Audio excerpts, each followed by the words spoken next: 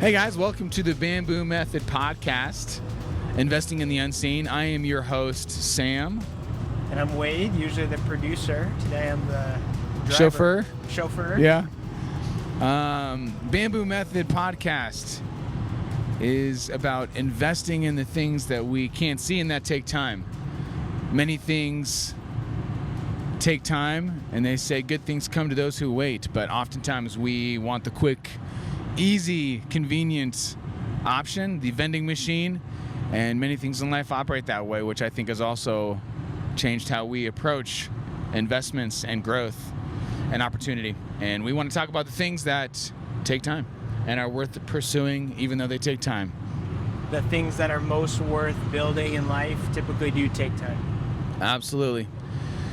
So that brings us to, why are we in a car? What are we doing here?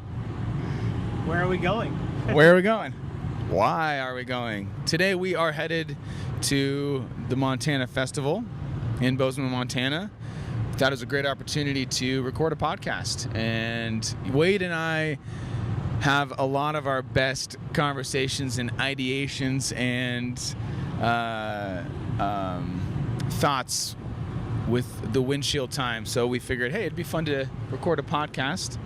And this comes with some announcements. We're going to give some thoughts for the future of the podcast, as well as a bit of just actual podcast talking. So this we thought was a great opportunity to get in one of our good thought modes and spaces. Wade, what's going on with the podcast? Good question. Up to this point, we have learned a lot. I think this is our 13th episode. And as we've been discussing the future of the podcast, what we want it to be, we felt that something that the Bamboo Method in general, as well as our podcast specifically, lends to would be seasons. And so obviously seasons in terms of our lives, and there are seasons that are reaping, seasons that are sowing. You know, you work really hard. There's seasons that you gotta just rest.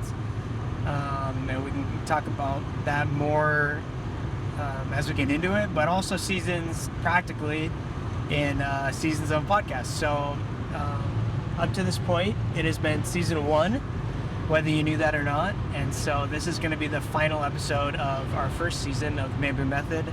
And then we'll talk a little bit more logistics on what season 2 is going to look like later. But yeah, we're really excited to think about the Bamboo in terms of seasons rather than just episode by episode. And that's just going to allow us to have the capacity and sustainability to create these episodes and seasons around a theme or around a certain idea, and cater them towards really sustainability. We kind of went really hard on the first few episodes and found out quickly that that wasn't sustainable. It's something that we learned. Sustainability matters, and so seasons just offer a unique way for us to keep it sustainable, but also keep it the pace we want. Yeah, so we're super excited. We think having the seasons will also allow opportunities to create some intentionality even around certain themes and specific journeys that we can dip into and out of. And we're still really excited about what's ahead for the Bamboo Method, and we have all kinds of ideas and are working on implementing those. And so we'll share more as things are on their way. And we just also want to say thank you for all of you who have joined us on this journey, who have listened and engaged and also participated. Those of you who have been guests on the podcast, the conversations have been amazing, and we've really appreciated the response of those of you who have listened and the continued shared passion for this idea that things that matter take time. And we know that that's not just a belief that we hold, and that's a great thing to know, that we're not alone in the wanting to continue to push towards those things that matter and take investment and are long lasting, not just fast food and shallow. You had an idea to talk about today. How about you explain what you're thinking? Yeah, Sam? turkey. Calling out animals. We'll see them. Yeah, it's funny. In the past few months, as we've been working on the podcast, how real this concept has been in our lives and how hard that's been at times. There's been sometimes that, ironically, as we talk about this idea of the bamboo method, I've actually been pretty resistant to even the idea of wanting to implement bamboo methods, and how much I've wanted life to be a vending machine. That's quick and easy. I put something in, something comes out, and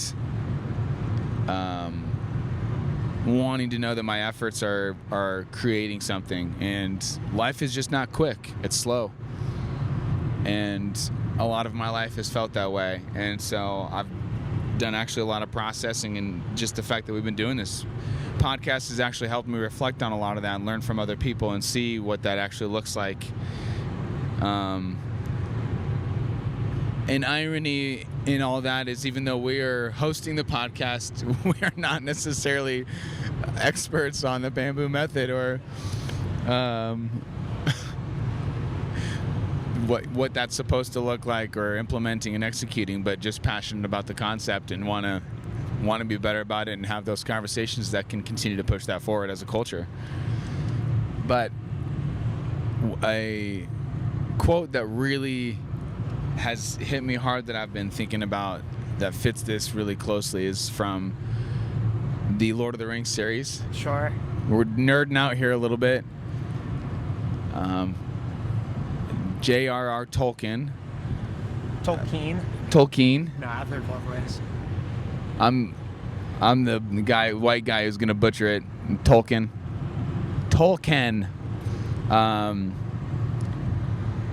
Is that real? Tolkien? I've never even heard of that. Really? Yeah. Yeah, I've heard Tolkien. Wow. I've never heard it because that's not how I said it. Yeah.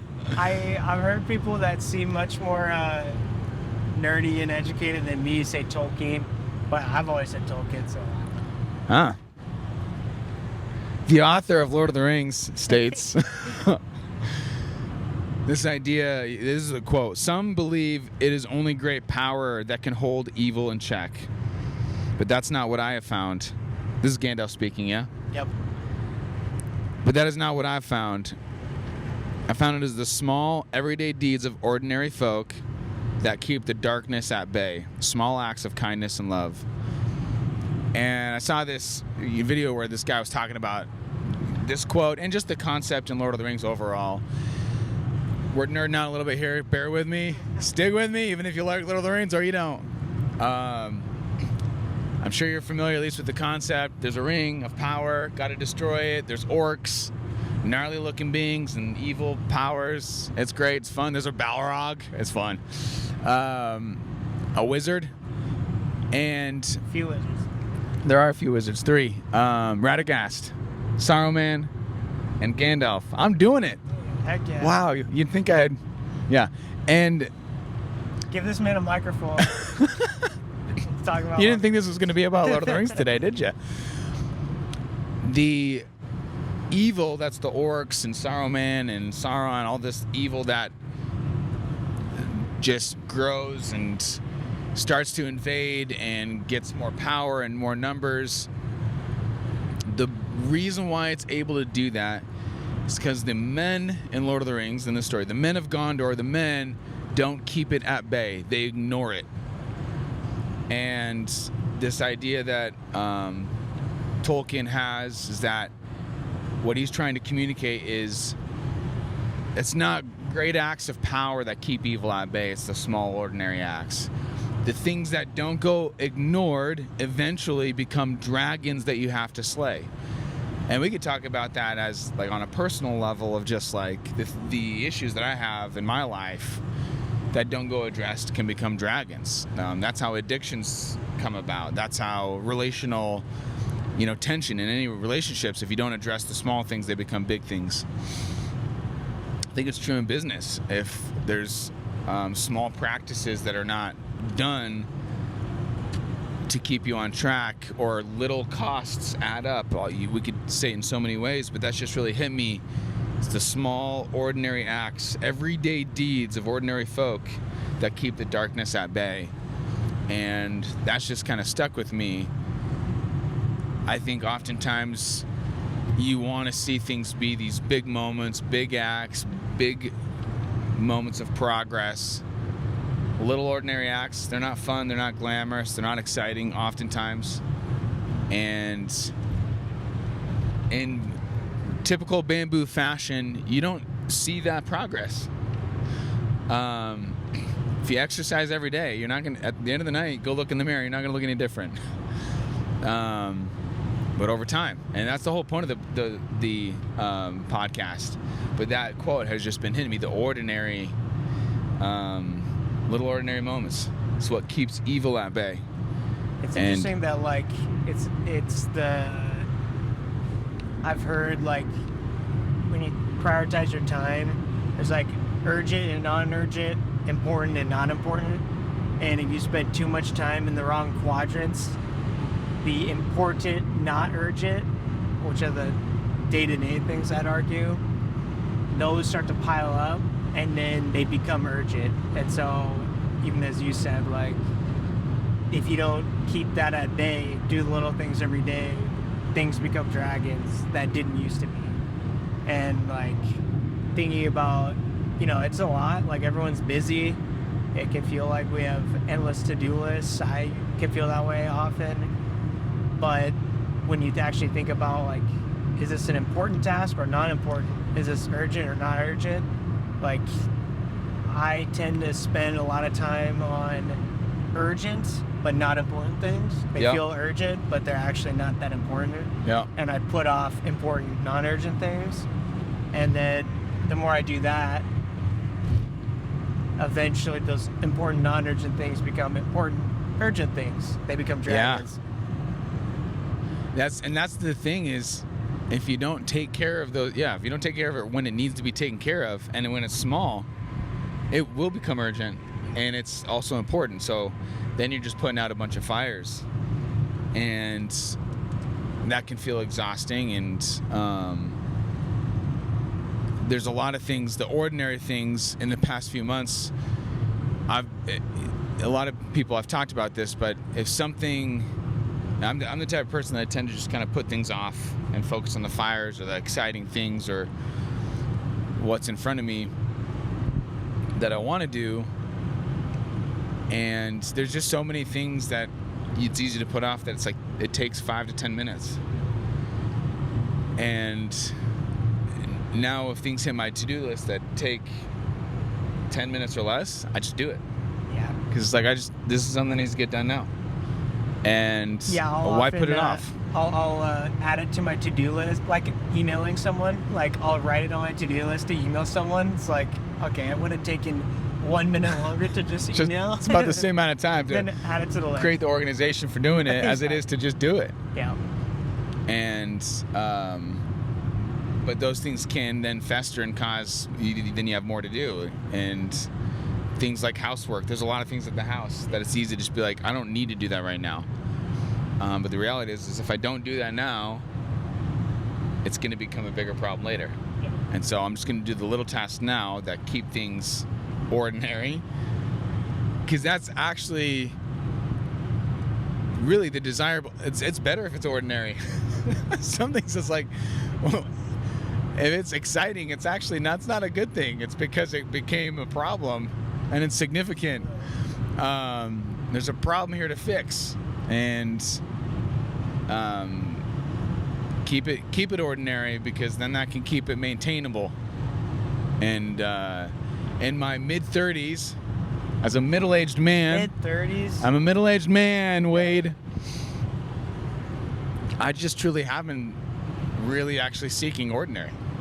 When you're younger, you kind of want this exciting, thrilling life. And now I'm I kind of want to just live an ordinary, simple life. I love the simple things. I love the nights where we just don't have a lot to do, and the trips to Costco. Those ordinary things. A good parking spot at Costco. I tell you what, that'll get me excited. Wow, that's going to make an easy trip in and out. But yeah, the things that are exciting these days are far more ordinary and less thrilling.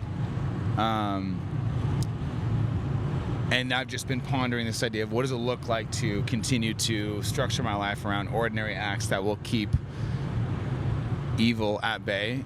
And I use the quotation marks because some of it is obviously it's a fantasy story that, but I do think there is real evil that actually I got to keep at bay. I do think that that's a real thing.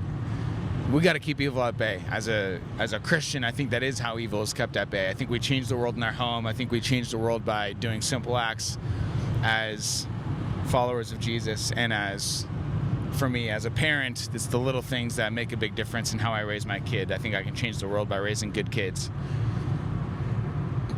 But also, the quotations is in the reference to just like keeping the to-do list at bay, Yeah. which isn't actually evil. It's just The how do I important manage my to-do list? How do we manage our business in a way that keeps things moving forward and is not just putting out fires? And that's not a true evil, but I think is the exact same. It takes the same mindset to achieve. And I don't have all the answers for that question, but it's been it's been a big question mark and pursuit of my current life. And again, it's ironic that we set on this journey with the Bamboo Method, and it really is kind of a big part of how we posture our perspective. What you read Lord of the Rings Yeah, recently? I have actually. Yeah, it took me like many months to get through all of them. Sure. But I did get through. Yeah. What were your insights reading? Obviously, it's just a fun book to read, and that's why you read it. But Yeah. did you pull any insights that you pondered after reading that? First of all, if you haven't read it, the book's been out for like 100 years at this point. So like, Spoiler if alert. There's gonna be spoilers. Turn it off now. If you haven't read it by now, I mean, yeah. Stop. Just Stop watch the movie. podcast. Go watch the movie. Come back. Come back to this in 8 months. Yeah. The ending I felt was kind of weird. Yeah. The Eagles like saved everything. It's a bit of an aside. Yeah. It's kind of it felt like a bit of a cop-out ending. The author just said it's okay. Like, okay. Why? Because I said so. Because the Eagles. Well, they Yeah. could have been there the whole time. Yeah. Which is relevant to the fact of what we're talking about. That's not an ordinary act. The Eagles. Sure. Yeah, that's a good point. It's extraordinary and Yeah. a little outlandish, out of this world. Who here has access to Eagles Yeah. or something similar in life? Sure. I think, I guess maybe what's coming to mind for me is Sam Gamgee. Yeah. I mean, I feel like he's like the most likable character in the whole book. He's a Gaffa. Yeah. And I feel like just the friendship that he has with Frodo, like, it's weird getting sappy about Lord of the Rings, but it's true. Like, I think it is an ordinary act to just be a good friend Yeah. and be loyal. Yeah.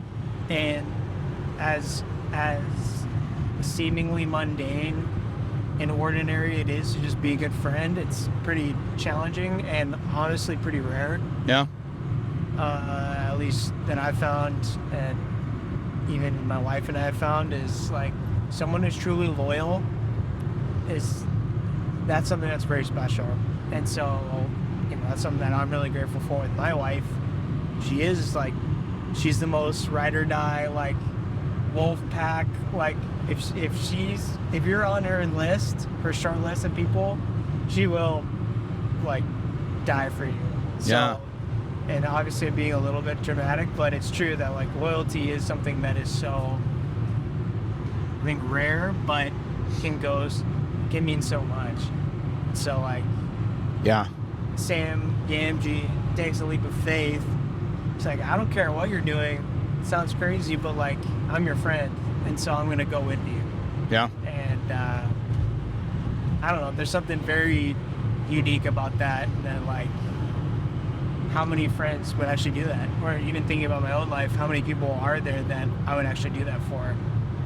Who would you do that? Who would you Yeah. do that for? Who you would look to like that? Yeah. It's a great question. And I mean, you, my wife, like, there's not a ton, like, my family, of course, but like, you know, just thinking about friends, like, that's a big, that can be a big ask. And so, obviously, Frodo's case is like the fate of the fate of Middle Earth is on the line, but Yeah. I mean, without Sam, the MG, they wouldn't have made it. They wouldn't have accomplished their goal. So, I don't know, friendship, I guess, is what's coming to mind for me. Absolutely. I don't know if this is in the book. I haven't read the book, full disclosure. What? I've only watched the movies, though I have read The Hobbit multiple times. The Fantastic. Hobbit is way easier of a read. Yeah. Start with The Hobbit if you haven't read it. Great book. I love The Hobbit. Reading it with my kids right now, actually, halfway through. But I love the line in the movie when Frodo says, "I'm going alone." And he says, "Of course you are, and I'm going with you." It's like, that's friendship. It's like, yeah, you're going alone, and I'll be right there next to you. Yeah, exactly. But I think loyalty is like such a rare thing in our current culture. So much so that it's like, what does that even mean? I know. What does it look like to be loyal? And like, when you're saying loyal, obviously we can look at Samwise Gamgee, but Yeah. what are you hoping for? What does that mean? Yeah. That's a good question. I mean, loyalty in practice is integrity, like doing what you say you're going to do. Yeah. If you say you're gonna, I don't know, maybe let's get specific. I think we've been pretty in the cloud so far, so like getting specific, I mean, If you say you're going to buy a book on Amazon, you do it? oh, yeah, That's me, not him. yeah, sure, but even like, oh, we'll have to have you over for dinner, and Yeah. I say this because I've done this. Oh, and it's there such are a good people that example. there's people that I've told that, and I haven't done Such it a yet. good example. But like, if it really matters to you, you do make time for it. And so, you know, if Yeah. there's someone you want to hang out with, make it happen. I mean, like, especially when you think about being a kid and you hang out with friends all the time, it can feel so like just a lot to like hang out with friends. Yep. But it's like, instead of waiting for plans to happen, instead of waiting for like to be invited to something, make the plans. Make the plans. Have the party. Or, Initiate. like, hey, we're throwing a, you know, you might have to buy the food, but like invite people and make plans. Yeah. Yeah, doing what you say you're gonna do. That's it. I think little acts of kindness, like my wife is really good at these things, like just getting someone a little treat. It's like, hey, I heard that your dog died, or I heard that your mom got surgery, or even an accomplishment. I heard that you had an anniversary. It's like a little gift. Like, even if it's just a candy bar, like Sarah, my wife, knows everyone's favorite everything, Yeah. and she has like an amazing memory in that way. And so like, she'll just get, you know, oh, I know this person loves Heath bars. It's like so specific, but it's like, I'll just get them one. It costs $1. It's like, Yeah. who cares? But it means the world, right? It's the thought. Yeah, it's the thought. And so those things just go so far. And I feel like, I mean, we keep talking about our episode with Lynn, like writing notes. Yeah. Like, no one writes notes anymore. No. Including me. Like, I don't do it often, but I've been trying to do it more. It's like, it goes such a long way. Even making cards, I've been doing that a lot the Yep. last year or two. Instead of buying a card, who wants to buy a card anyways? I'm gonna spend $8 on a Yep. piece of paper with a stupid phrase on it. Like, make a card. So like, I've made cards for my parents for like Father's Day, Mother's Day, birthday cards, and like, people love them. Yeah. way more than a store-bought card. Yep. Because you can make it about them. Like, Yep. I mean, for Sarah's birthday last year, I got her a Monstera plant, and I made some pun about like you're so beautiful, I'm gonna Monstera you or something like that. And it's like really dumb, and it would be dumb if you bought that, but like I made it, so it's not dumb. It's original. It's original, and it was specific to her because I knew she wanted a Monstera plant, and so I made her a card. And then, but my sister, she does the same thing. Like she just made me a card for my birthday, and it was a Venn diagram of traits about me and traits about Odysseus. Oh my Because I'm a gosh. classics nerd, and she knows I'm excited to go see the new Odyssey movie this summer. Yep. And so she got me tickets to go to the movie, which is awesome. And that's a good example of like, doesn't take a lot. She didn't spend $1,000 on me, but she was thoughtful in that. And the card went a long way. It was hilarious. Yeah. Like it was just a piece of paper folded in half twice with some drawing on it. But, you know, it was so funny and original. Arguably, I thought. think it takes more Yeah? because there's intentionality and there's also risk. Yeah. That's a Put vulnerable. yourself out there. Yeah. Yeah. The risk of like, what if they don't like it? It's true. And I think that's probably like a big component is like we all stay in the safe zone with friendship. Yeah. It's like what feels safe and comfortable. Yep. And I think like one thing, like you said, like do what you're gonna say you do, like commitment. Yeah. Like I think loyalty and friendship is like willing to be inconvenienced for the other person. Yeah. And that means like showing up, it means following through, and it means like if you make plans, you keep to it. And Flakiness. oh my gosh, flakiness. It's like people all the time, and I know I can do this. Yep. As guilty as any. Yep. We like pull on the equity we have with people to do the thing, like whatever it would be, to be flaky and to do something different, and instead of just showing up in the little ways, like the things that's like, it's not a big deal if I don't show up for this thing. Well, no, it probably isn't the end of the world if you don't show up for this thing, or flake, or change the time or the schedule. But it is, it's like it pulls on that equity and that trust and that reliability. It adds up. It adds up. Compounds. Yeah. Compounds. And those are the little things to go back to. It's like that little thing. Just show up when you say you're going to show up. Be there. Initiate. Put the thought into a card. And those little things actually in some ways can be a lot. It's like you got to actually know the person. And I mean, that Venn diagram is super cool. And to know, like, that took a lot of knowing you and a lot of risk. And I think that's the other thing is I don't think we risk in relationships anymore. We don't take any risks. We stay safe. And I appreciate when my friends are willing to say hard things. It's a risk. And shout out to my buddy Eddie Welch, who like a year ago, I've always struggled with like quiet times, doing like my quiet times with the Lord, having consistency in that. And there was a time where I was just kind of like, there's some things that were hard in life, and I was just kind of processing it with him. He's like, how's your quiet times? I'm like, and I'm just like, I appreciate that you just asked that. Yeah. Most guys don't ask that. They No. just assume you're good. Yeah. And if you're not, like, it's not my place. Yeah. But he's like, no, I care about you, so I'm going to ask, how's your quiet times? Yeah. Like, one, that's awesome. Thanks, dude. How's your quiet times? And I'm like, and I've always kind of struggled with that. He's like, so how's your quiet times? Oh, they're not great. And he's like, okay, what's it going to take to get him going there? And he's like, I'll do it with you. We'll text each other every day. Like, let's get up early. We don't have to necessarily do it at the same time, but we're going to text each other every day when it's done. And we do that for months.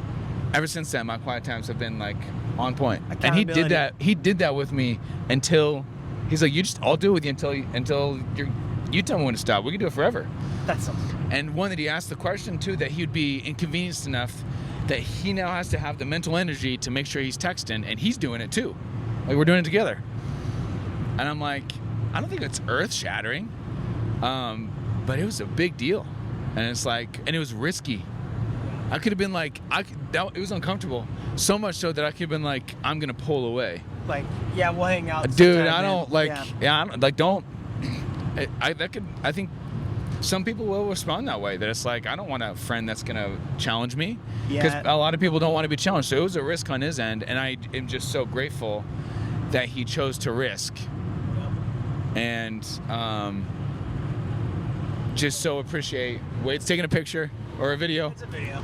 He's doing a video. He's doing a video doing a video. Yeah. Video during a video.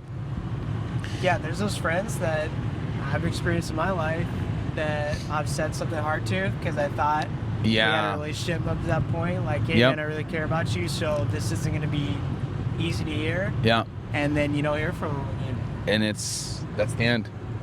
Yeah.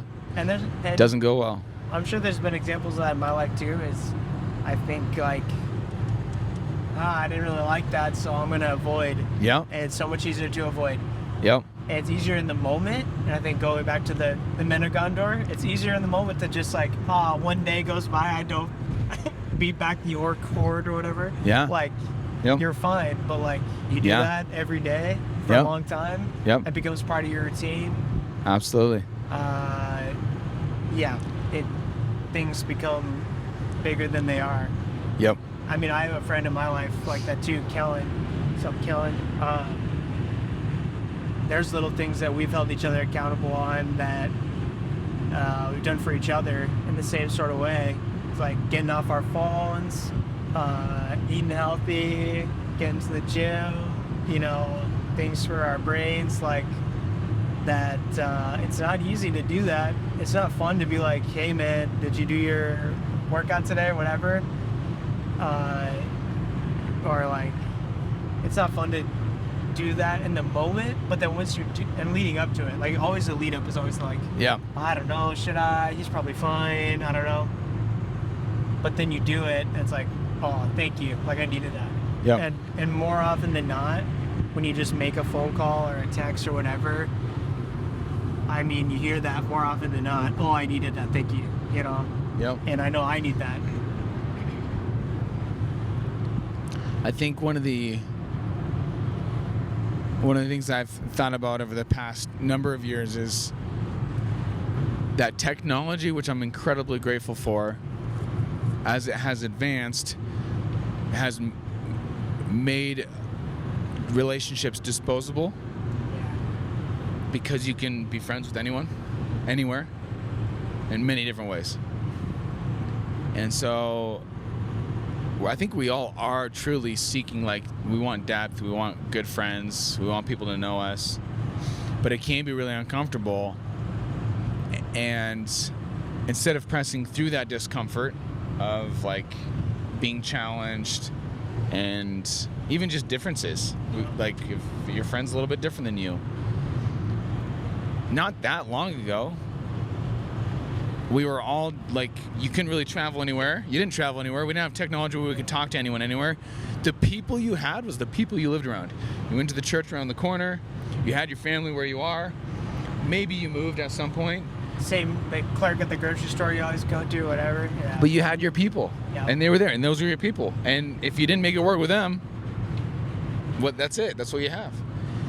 And now there are some downsides to that, because sometimes the people you get around, it's like, it is helpful to have the freedom and opportunity to find other people. And I'm not necessarily even, dogging on that altogether, because there are some really good things about that. You can move, you can find other people. One of my best friends has never lived near me, and he lives in Tennessee, and we talk almost every week, and I'm really grateful for that relationship. And we met virtually, and it's a great thing, and we're really close. So that's possible because of technology. But then there's also the downside, the double-edged sword, is that with that comes this idea that when a relationship becomes more challenging or uncomfortable or not what you want it to be, you can just move on. It's disposable because I can get a new one. And I think that is just a horrible thought to even think about, that it's like, no, let's just move. And I know Kristen and we have felt that in relationships. It's like, oh, we're not that important to you because you can just go get someone else if this is not. And then you don't do the hard things, like have a hard conversation, keep someone accountable, let them keep you accountable, show up in the little moments when it maybe doesn't matter that much, because if it doesn't end up panning out, you go find another friend. Get another friend. Yeah. There's a lot of options for friends. Dating apps are another big one. I don't want to dog on them too hard, but I mean, there are guys I knew in college that would just be miserable on these dating apps because it's like you can always just find another, more attractive person, better person. Yeah. Whatever. Go find another one. Yeah. And while there is some truth that if a relationship blows up, you're not alone, because there are other people that I think that's a great thing too. Yep. And it's not over. It's not over. Your life's not over. You can find other people. That as a fallback, I think, has created some really unfortunate patterns in how we operate as humankind. And then we don't stick through what I think is meant to be stuck through. Because the reality is I think the best relationships are the ones that have gone through those types of things. Yeah. And I appreciate that. There's some times where I can be really unpleasant, and I appreciate when people stick it out with me and either call me out or they're just patient for me to get my crap together and figure it out. And that's a beautiful thing, and I think that's important. Yeah, I'd even argue that conflict, I mean, when you can overcome things like that, make the relationship stronger and better. Absolutely. I mean, your spouse or significant other, like, Yep. the challenges that we've gone through and overcome have made us stronger for it. And, Absolutely. And that's not to say that was easy. Definitely not any of those things, but they do make it better. I mean, it's like the hotter the fire, the purer the gold. It's a little cliche, but it's true. Like, going through those things make you stronger. Better communication, trust, sticking it out, and having that loyalty, going back to that, that goes a long way for people. For me, for sure. Yeah. And I think that's a lot of what life really comes back down to is relationships. And it can be so easy to just focus on building other things or focusing on yourself instead of the little things that are going to matter in those relationships around us, and being reliable. Yep. Keeps the evil at bay. Loyalty. So I'd like to talk some more practical steps. I mean, one phrase that came to mind to me earlier that I didn't mention, but maybe you can kind of spur the conversation is, what are some practical things we can do to pursue that? And one thing I've heard is, like we talked about, like taking care of your house. Like, how do you keep up on that? Like, don't put it down, put it away. Yeah. It's like so simple, but it's like, don't put it on the table. Put it where it's supposed to go. Put it in the closet or the cupboard or whatever. Don't put it down, put it away. It's like, kind of like your if it's less than 10 minutes, just do it. Yep. Because those little things add up. And it adds up. I can be like a pack rat. Like, I'm an organized pack rat. Like, I organize stuff, but I don't get rid of stuff. I don't.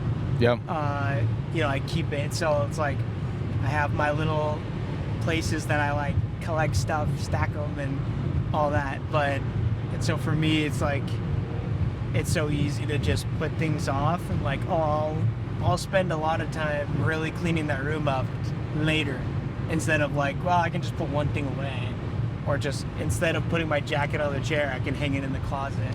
It's like, I take 2 seconds, and there is a little bit of resistance to that, and that's why I don't want to do it. But they add up, and so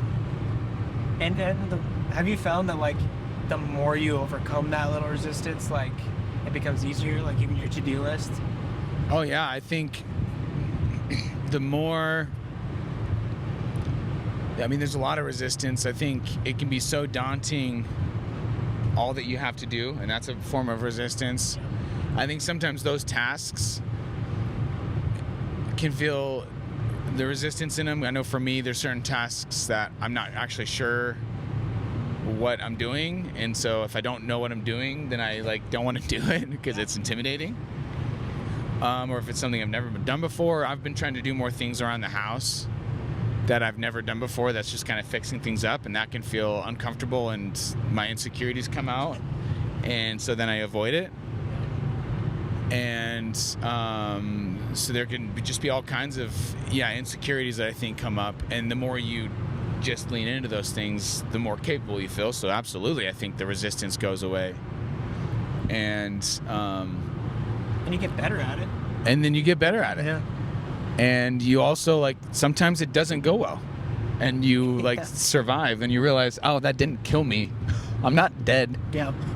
I could try again next week or tomorrow, whatever. I think the things that I've been trying, if I could boil it down to a few things, is one, if it doesn't take very long, just do it. Get it done. 5 to 10 minutes, just do it.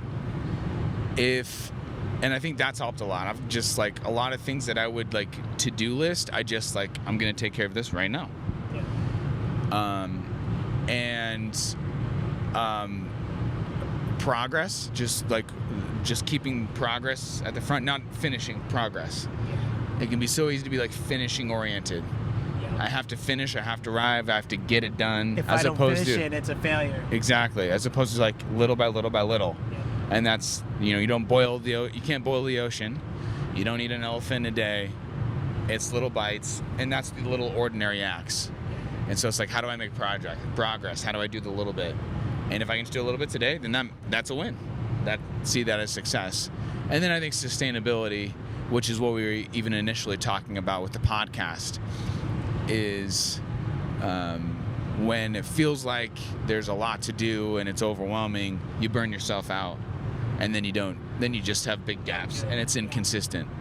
And so how do you do just little bits that, one, keep the ball moving forward, and two, keep you sustainable so that you can keep doing it tomorrow too. And that has become a big reality in my life, that having 5 kids, multiple businesses that I'm juggling, stuff at the house, and just normal things in life that can pile up, it can be easy to just, like, go, and it not be sustainable. And then you do these, like, spurts. And I've been a spurt type of guy. And that's just not effective. And so how do you do little things every day that are going to move the ball forward has been kind of that shift. And I think those are the things that I'm focusing on, is if it's a little task, just get it done. And if it needs to happen now, get it done. Because it will become a dragon, or will become an issue. It will persist. And that has just been such a mental thing to overcome, as, like, my own insecurities in a lot of that, and just seeing progress, and how do I keep it sustainable, and make sure I'm taking care of myself, resting, also having fun. Fun is a little ordinary act that keeps evil at bay. Absolutely. Laughter. Yeah. Dancing. Just dance a little bit. Yeah. Helps so much. Yep. Such a big deal. I recently edited a project where a guy talked about how, like, the first thing in a genocide is taking games away. And that guy just hit me. I was like, wow, like, it's like, if you want to dehumanize a culture, you take away fun. Because I think fun is such a human component that is so oftentimes overlooked. And it's a bird. Oh! It's a bird, mother. Comment if you know that quote. I'll buy you a coffee.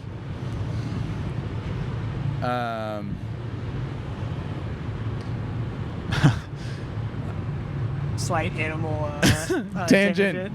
I mean, one thing that comes to mind for me, it's probably a dumb example, but I do want to have some practical examples, like tangible examples for me personally. Is like, I have a pair of Red Wing boots, and they're not cheap boots. I got them as a gift, I think for graduation.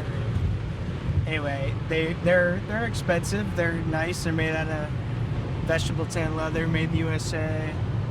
They're nice leather boots, and I pretty regularly, when I wear them a lot, especially in the winter and like fall, spring, is especially if it rains, you got to clean them and oil them. And it's a little task. Probably takes 10 minutes. But if you don't do it, they will fall apart. And Yeah. they'll be ruined. Yeah. And but that's one of the coolest things about them is that when you do take care of them, they last forever. And they get cooler as they last forever. Get some patina. The patina on them. So nice. Unreal. Yeah. And they get more comfortable. It's like the longer Yeah. you wear them, the more comfortable they get. Usually stuff breaks down and falls apart. Yep. They actually get more comfortable the longer you wear them. Yeah. So that's just like a little example. It's like, it feels like, it can feel like just another to-do. Oh, I gotta oil my boots. It's like, oh my gosh. Yeah. But then it's like, it's a lot worse to buy a new pair Oh yeah. if they fall apart or get ruined. Yep. And that dragon, like, don't let that task become a dragon. It's like, I don't have to go crazy. I don't do it every day, Yeah. but consistently I care about them. I like them, and I know it's just an object, it's just a thing, but also the more I wear them, I wore them when I lived in New York. It's like I wore them almost every day, and so just thinking about yeah, these are the boots that got me from my apartment in the Upper East Side to Soho to Dumbo to all around the city and stuff like that. It's like, I can be sentimental with objects, but there's something to that. It's like investing in things and then taking care of them is way more meaningful than just having them be disposable. Yep. Absolutely. I think on the practical side of relationships, one of the things I think, we've talked about this before, but don't say things you don't mean. It's like, if you don't plan on hanging out, just don't say it. You don't have to say it. You can enjoy people and be like, this is fun. And it's like, I feel like we all have this cultural expectancy and maybe even a desire. Sometimes it's people's like, I really want to hang out with you. I know in my head, it's just, I probably don't have time for it. And you probably don't have time for me. And that's okay. Yeah. So don't say it because it kind of feels good to say in the moment. It doesn't feel good to say that and then not follow through. No one likes that. It actually feels worse. Yeah. It's actually pretty crappy. And don't say things you don't mean, and take a risk to initiate something. And I think sometimes it can be easy to just wait for other people to be what you want them to be. It's like, if you want a certain type of relationship or a friendship, build it, create space for it, initiate, say a hard thing, ask for it. I think even in friendships and any kind of relationship, there's a bit of a DTR that needs to happen. I think even with just general friendships, DTR. Define the relationship. Sure. That doesn't happen. It's like you assume with your bros or your ladies that it's just we all have the same idea of what a friendship is going to play out to be, and it's no, let's define it. What does this look like? Hey, I want to hang out this much, and I want to have hard conversations, and I want to talk about hard things, or I want to have more fun. Do you want to hang out?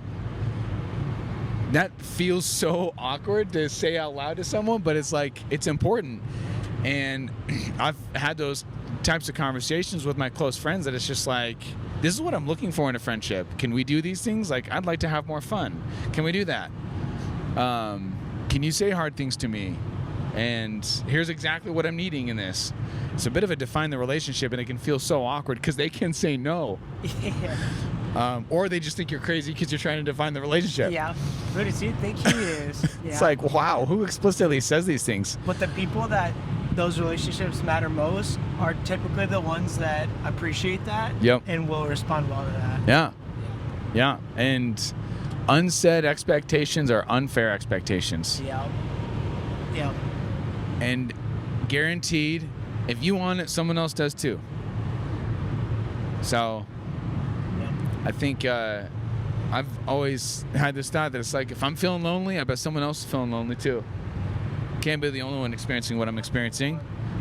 And oftentimes, the people that create the most meaningful things like that are the ones who needed it. And then it just became that for multiple people. It's authentic. Yeah. Yeah. All from Lord of the Rings. Lord of the Rings, man. Thanks, J.R.R. Tolkien. Tolkien. All right, let's talk about seasons. Seasons. And then talk about the podcast. I love spring and fall. Dude, fall, best season. I know. Fall's great. There's something, I love summer. Yep. And summer in Montana is like some of the best summer in the world, I'd argue. But there's something about that, like, first morning that's a little bit cooler. It's and you crisp. can just feel Yep. like the pace slows down. Pace slows down. The leaves falling is magical. The colors, the smells. Starting to do soups again. Sure. A good soup in the fall. Oh. Fires outside. You get to harvest your apples off your apple tree. Walk outside, just grab it and eat it. Yeah, it's great. Seasons in our podcast, though, as I'm guessing what you were getting after. Yep. Cool. Good question. Hey, I'll talk about soup, though. Yes. Go on. So we Hey, have wait, top 3 soups. top 3 soups. Yeah. Oh, dude, that's tough. In no I gotta particular think- order. I gotta think about it. Baked potato. Fantastic. With Yeah. bacon, green chili, verde, pozole, Okay, that's fantastic. pho. What? Pho? Pho. Oh, yeah. You know, I didn't even think of pho as Oh, a I soup. didn't say ramen. Top 4. Can't change the order. I'm changing my rules. Sorry. Wade has 5 soups in his top 3. Which 5 soups are in your top 3? Yeah. I love a good red chili. Like just like a beef like I know that's just like it's a Chili. classic, but Kristen A little makes Tabasco in there. an amazing just chili soup. So does my mom. So good. A little bit of honey in there, like sweet. Sweet. Maybe some sweet potatoes, Yeah. peppers. Oh, My mom's Delightful. chili, the secret ingredient that makes it sweet, which she's okay with me sharing. it's not a secret anymore. It's not a secret Oh anymore. no. Sweet, like bread and butter pickle liquid. What is it? Like, like bread and butter pickles. No? It's like sweet pickles. Oh, okay. I'm not a pickle think guy, they're called but bread and okay, butter. so it's a type of pickle. Yeah. Maybe that's the wrong phrase, but anyway, sweet pickle. Your mom juice. is gonna. She's like, you're butchering it, Wade. Yeah, I probably did. If you're But, gonna share my secret, get it right. It was her grandma's recipe, I think. Okay. But yes, the liquid from sweet pickles. And that makes it sweet. That Also makes got it a bit of sweet. acid in there too. It's got some which acid. they say is a good thing. You want salt, fat, acid, and heat. So They do say that. that's what they say. Get that acid in there. All that acid. Kick acid. That's a kick acid soup. Sam. Yeah. Seasons. I would say my favorite soup. I didn't say my you favorite haven't soup said yet. your soups yet. Red chili. I know. I don't want to get this wrong. Okay, so part of the hard part, I'll just put this out. There's this TMI, but we're going there, getting in the weeds. We're always getting in my the weeds, just saying. I'm either in the weeds, like real close, real finite, or I'm at 30,000 feet. There's a lot going on in the middle. My diet has changed, so some of my top soups might not be like what I can eat. Like a potato soup, probably still is one of my favorite soups. I just can't eat really. Like, usually it's got a cream in it and dairy, so I can't do that. So if we're talking about what I can eat, I would say, like a red chili, yeah, like a pho / ramen, even though they're kind of different, but kind of in the same category. And then I I'd would probably say they're different. yeah, they're different. So I'll do 4 as well. Pho and ramen, and then also, my wife makes an amazing pumpkin soup. Like a bisque. Yeah, it's incredible. And sometimes she's put potatoes in it, which kind of has this. It's a bit of that like potato pumpkin, but it's like, so I don't know. As a pumpkin soup, as a potato soup, I don't know. It's just great, and I like it, so I eat it. It's fantastic. I just thought of another soup, but now I forgot. Tomato basil. Another great Ooh, it's a soup. classic. It's a classic. I'm not a tomato guy. I don't. but like I know it's a like classic. Tomato soup. I love tomato basil. Oh, More like creamy than like liquidy. yeah. I love. Oh, and honestly, like just a classic chicken noodle. Chicken noodle can't go wrong. We had leftover. We made some Sourdough? beef broth. Oh, sourdough's good, but no, Sourdough beef noodles. broth from bone broth from our turkey Yep. Oh, for Thanksgiving. dude. Making our homemade bone broth, and I say we, but it was Kristen. Kristen made it. Kristen made it. You I got to ate it. enjoy it. I got to enjoy it. And that bone broth, turkey bone broth, Homemade and then you bone make broth. a noodle soup with that. Oh my gosh! All the flavors. ramen I make is with homemade chicken bone broth. Yeah, dude. Chicken I bake. It's so worth it. Yep. Tastes so much better. It's Yep. also like so cheap. Yeah. Like a carton of broth at the store is so expensive for what it is. Oh yeah. So you just boil it, Just with soaking vegetables some and spices. veggies and bones. It's like Yeah. a nickel's worth of ingredients. Yeah. Like make like 2 gallons of it. Yep. So we're doing seasons with our podcast. If you cared to, I hope you enjoyed that food tangent. We like Our food. Food's podcast- good. Hey, let us know if you want us to talk about soup more often. Yeah, we love probably soup. We love food. My wife's a good cook. His wife's a good cook, so we'd love it. We are ending season 1. This has been a fantastic season. We didn't go into this with the idea of it being seasons, but see that as a great way to offer sustainability as well as offer, certain themes and pushes. Intentionality. Yeah. And so we are still working on what season 2 will look like. But we are expecting to begin filming that soon, and then we'll be able to give some more information and tease a little bit of what that will look like. We're super excited. We have a lot of people that we've talked to from a guest standpoint and are really excited to dive into some of those conversations and continue exploring what it looks like to invest in the unseen, to invest and make time for an intentionality around the little things that make a huge impact over time. And really excited for what we're going to learn. Like I said, we're not coming at this because we're subject matter experts. We just believe in it and are passionate about it. So hoping and expecting that it'll have an impact on our life as well. So season 2 is coming your way. And how that actually plays out is instead of just an episode, on a regular schedule for indefinitely, it'll look more like, between 8 to 10 or somewhere around there episodes that will release on a schedule, but then there will be breaks in between seasons. Breaks in between seasons allow us to craft and have some time off to think about what that next season looks like. And if you have any thoughts or questions, anything you'd like to see or hear, any person you'd like to hear from, we are always open and love feedback and any thoughts and requests that you have. Maybe it's that you want to hear more soup. More than likely, it's that you want to hear less about soup. Yeah, probably. And that's fine. You won't offend us. I can't promise we'll comply, but feel free to let us know anything that you're hoping to hear. And we always love hearing too. What are the little ordinary things that you're doing that make a big difference? And what do you learn? And what are the big impacts that are coming to your mind when you hear us talk?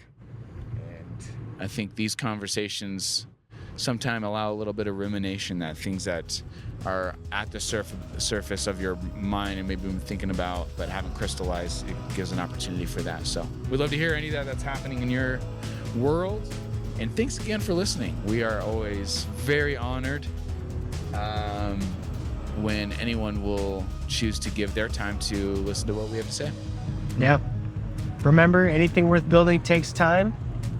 And we're excited to take the time to build this podcast to be what we hope it to be and what we hope people can experience. We're excited to release season 2 soon. Season 2 coming soon. Thanks for listening.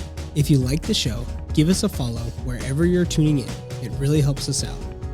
To see more, check out the links in the description and follow us on Instagram.